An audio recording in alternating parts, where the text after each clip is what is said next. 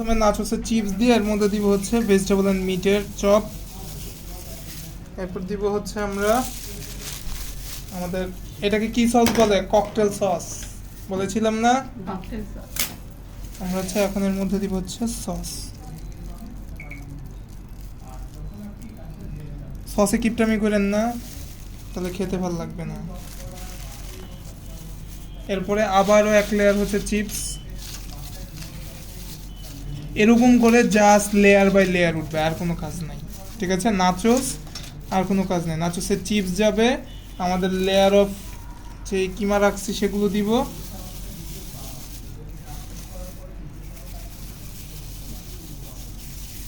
কাঁচা বাঁধাকপি খাওয়া যায়, সমস্যা নেই, এটা সালাদ।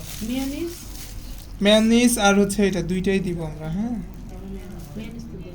হ্যাঁ, উপরে এটার সাথে মেয়োনিজ মিক্স আছে না? মেয়োনিজ এখন শুধুমাত্র দেওয়া হচ্ছে জাস্ট একটু কালার কন্ট্রাস্টের জন্য। ঠিক আছে, জাস্ট একটু। হ্যাঁ, কারণ আমার তো ইয়ার মধ্যে মেয়োনিজ দেওয়া আছে না, সাদাটা দিলে ভালো লাগে। দেখার সৌন্দর্য, আর কিছু না।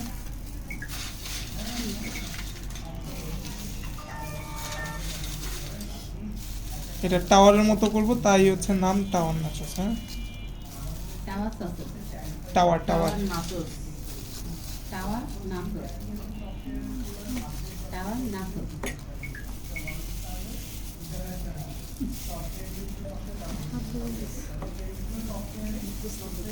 আমি যদিও হচ্ছে এখানে বেশি থাকার কারণে বেশি দিচ্ছি, বাট এত বেশি দেওয়া হয় না আর কি। ঠিক আছে,